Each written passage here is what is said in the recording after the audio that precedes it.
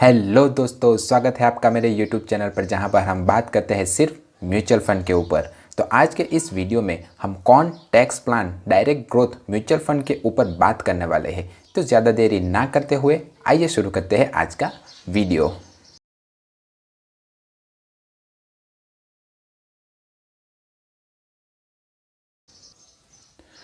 तो सबसे पहले हम इस म्यूचुअल फंड के फंड ऑब्जेक्टिव के बारे में जान लेते हैं। तो ये एक ELSS फंड है, यानी कि अगर आप इस म्यूचुअल फंड में अपने पैसे को इन्वेस्ट करते हो तो वो ATC के मुताबिक आपको टैक्स में बेनिफिट करेगा। ये म्यूचुअल फंड इन्वेस्टरों को 5 साल में अच्छे खासे रिटर्न देने का वादा भी करता है। इस म्यूचुअल फंड में अगर आप इन्वेस्ट करना चाहते हो तो ये बात ज़रूर ध्यान लें कि इसमें 3 साल का लॉकिंग पीरियड है। इसीलिए अगर आप 3 साल से पहले आपको अगर पैसे की ज़रूरत होगी तो मेरा तो यही सुझाव है कि आप इस म्यूचुअल फंड में अपने पैसे को निवेश ना करें। अगर हम इस म्यूचुअल फंड की रेटिंग्स के बारे में जानें तो क्रिसिल ने इस म्यूचुअल फंड को 5 स्टार रेटिंग प्रोवाइड की हुई है, इसलिए ये एक अच्छा खासा म्यूचुअल फंड माना जाएगा।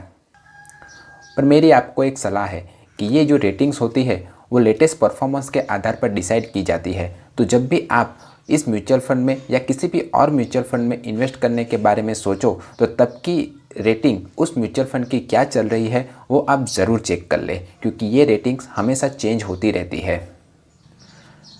आगे बढ़ने से पहले अगर आपने मेरे चैनल को सब्सक्राइब नहीं किया है तो चैनल को सब्सक्राइब जरूर कर दे और वीडियो को लाइक कर दे। अब आगे बढ़ते हैं। अब हम इस म्यूचुअल फंड के 5 रिटर्न्स के बारे में जान लेते हैं। तो इस म्यूचुअल फंड ने पिछले 1 साल में 117% का रिटर्न्स, 3 साल में 24.4% का रिटर्न्स, 5 साल में 23.3% का रिटर्न्स और ऑल ओवर जब से ये म्यूचुअल फंड स्टार्ट हुआ है तब से लेके अब तक इस म्यूचुअल फंड ने 19.1% का रिटर्न्स इन्वेस्टरों को प्रोवाइड किया हुआ है।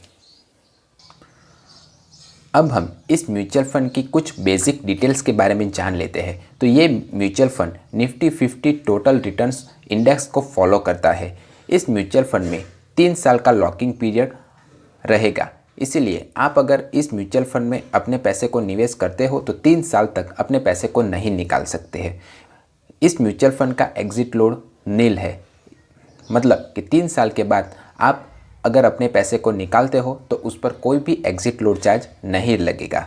अगर हम एक्सपेंस रेशियो की बात करें तो वो है 0.57%, जो मेरे हिसाब से काफ़ी अच्छा है। अब एक्सपेंस रेशियो से मेरा मतलब है म्यूचुअल फंड हाउसेस हमारे पैसे को मैनेज करने के लिए हमसे कुछ फ़ीस चार्ज करते हैं, तो वही फ़ीस एक्सपेंस रेशियो कहा जाता है। तो जितना ज़्यादा एक्सपेंस रेशियो होगा उतना ही कम इन्वेस्टरों को प्रॉफिट होगा। तो जब भी आप कोई म्यूचुअल फंड चुने तब एक्सपेंस रेशियो को ज़रूर ध्यान रखें, क्योंकि जितना कम एक्सपेंस रेशियो होगा उतना ही ज़्यादा इन्वेस्टरों को प्रॉफिट होगा।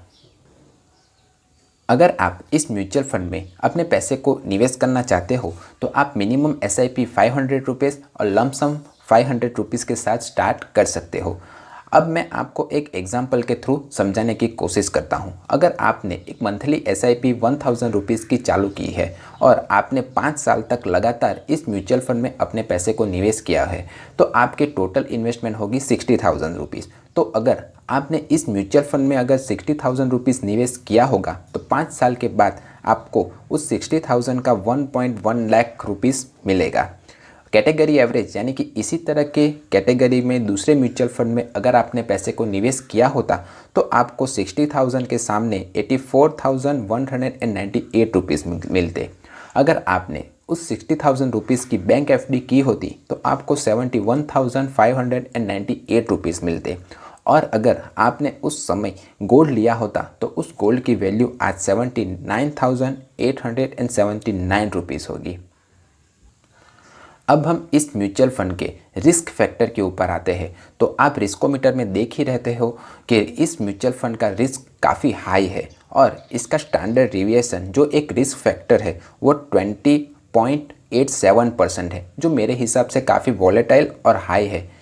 अब स्टैंडर्ड डेविएशन से मेरा मतलब है अगर आप किसी म्यूचुअल फंड में 100 रुपये इन्वेस्ट करते हो तो आपको ज़्यादा से ज़्यादा 120.87 रुपीज़ और मिनिमम 79.13 रुपीज़ मिलेंगे। यही स्टैंडर्ड डेविएशन का मानना है।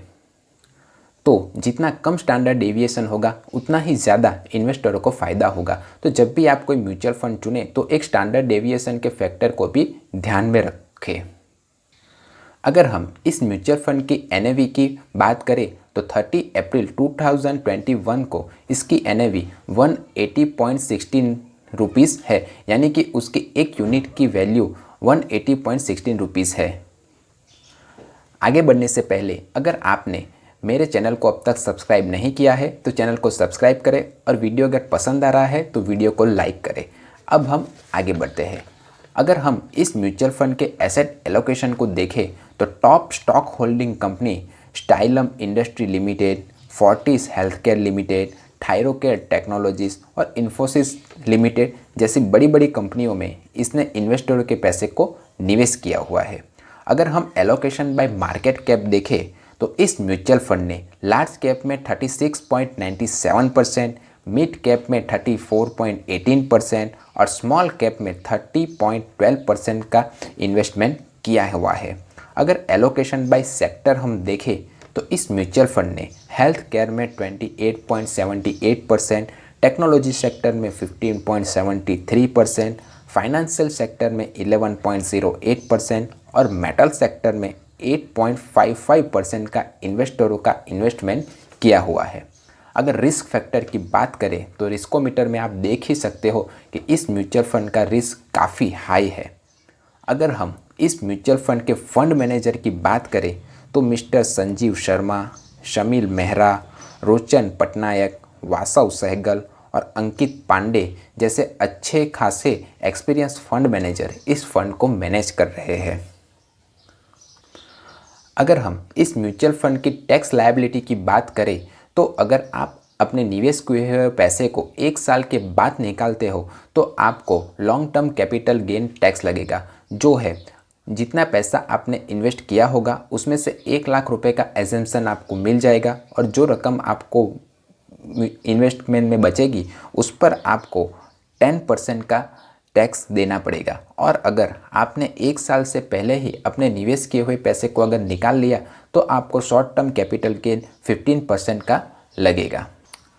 आशा करता हूँ कि आपको ये वीडियो पसंद आया होगा। अगर वीडियो पसंद आया है तो वीडियो को लाइक करें और कमेंट बॉक्स में ज़रूर लिख के बताएं कि आप इस म्यूचुअल फंड में इन्वेस्ट करना चाहते हो या नहीं, और अगर इन्वेस्ट करना चाहते हो तो क्यों इन्वेस्ट करना चाहते हो। मिलते हैं अगले वीडियो में, तब तक के लिए सीखते रहिए क्योंकि सीखोगे आज तो कमाओगे कल।